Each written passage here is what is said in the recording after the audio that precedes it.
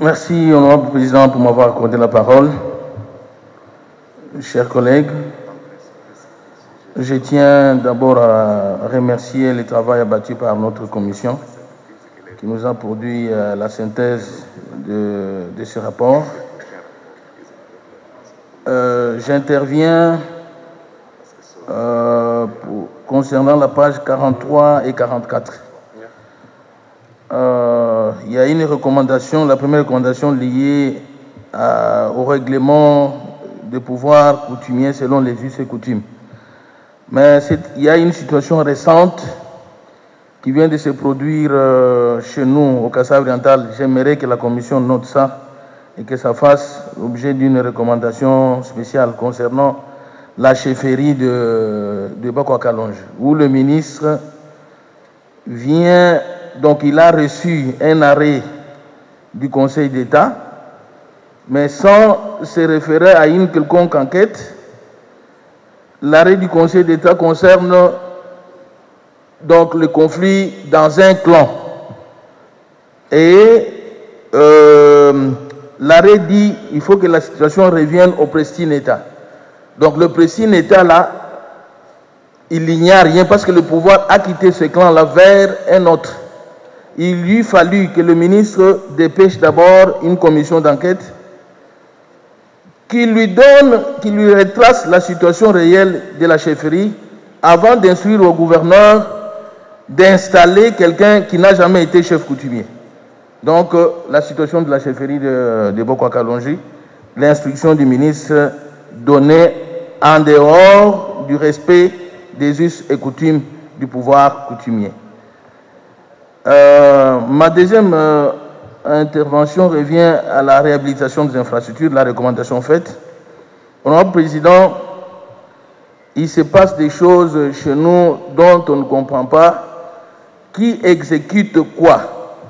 Par exemple, il y a un projet de 14 millions de dollars financé par le FPI.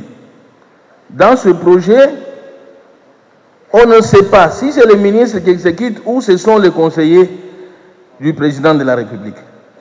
Donc, la recommandation est faite au ministre des Travaux publics alors que ceux qui se présentent comme exécutants sont les conseillers du président de la République. Ce projet, c'est un projet de 14 millions de dollars. Et on ne comprend pas comment une école, il y a 4 complexes scolaires, une école peut coûter 1 million de dollars, par exemple l'école du 20 mai, peut coûter 1 million de dollars, alors que les travaux qu'on y exécute ne concernent que, on a seulement enlevé la toiture, on remplace cette toiture sur les murs qui existaient, mais le coût, on nous dit 1 million de dollars. Qui peut répondre de ça? Je vois, c'est un conseiller du président qui répond. Il y a le projet Tchilé-Jules. Les projets Tchilé-Jules dont on ne voit même pas en clair les débuts des travaux. Alors que ce sont des projets qui coûtent des millions de dollars. Donc, ceux qui se présentent dans ce projet sont par contre les conseillers de la présidence et non les ministres des infrastructures. Il faut que les choses soient clarifiées à ce sujet. Il y a la situation de l'AMIBA, la relance de l'AMIBA. Honorable Président, chers collègues, on a assez parlé de la situation de l'AMIBA. Il faudrait que cette situation s'éclaircisse et qu'il y ait une recommandation claire concernant l'AMIBA. L'État a une créance sur l'AMIBA qui dépasse de loin 50 millions de dollars. L'AMIBA a présenté un plan de relance qui coûte 40 millions. Ce plan est validé par la ministre du portefeuille. Honorable Président, le gouvernement s'était engagé, en dehors des montants libérés par le gouvernement Ilungamba, 5 millions de dollars. Le gouvernement actuel, dont le ministre des Finances est même originaire de la province du Kassai oriental, pour libérer les 1 million de dollars de la paye des agents, c'est un problème. Au moment où nous parlons ici, Même la rentrée scolaire des enfants, les parents n'ont pas su faire rentrer les enfants à l'école juste parce qu'ils ne sont pas payés. Comment on peut comprendre que le gouvernement Ilunkamba ait libéré 5 millions de dollars, mais que ce gouvernement ici ne peut même pas libérer 2 millions de dollars en faveur de l'AMIBA?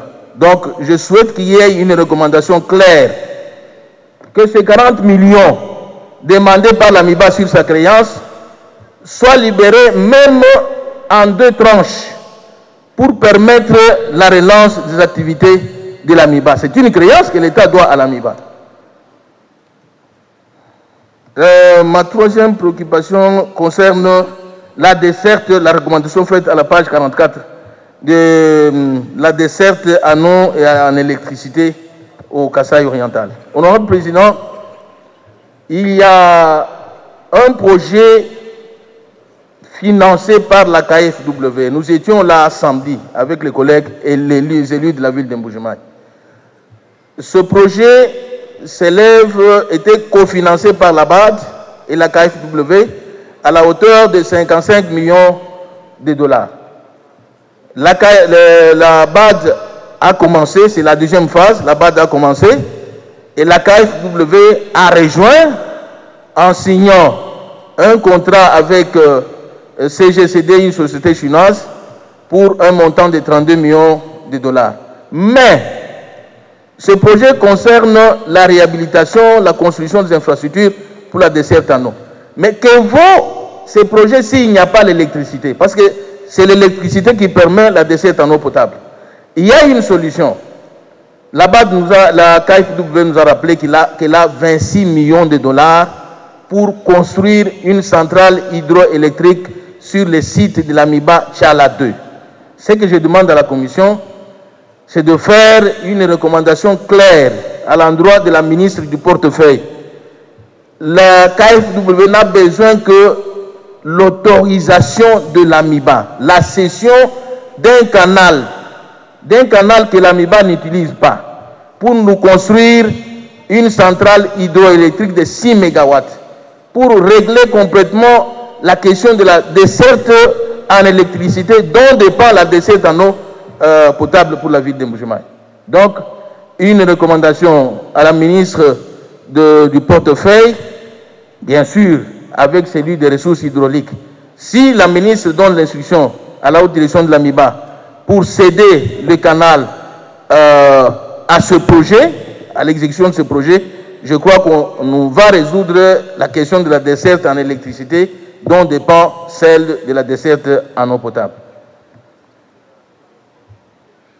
Il y a un projet qui s'exécute en Kouadj de 500 hectares pour l'approvisionnement en denrées alimentaires. Il y a une recommandation comme cela.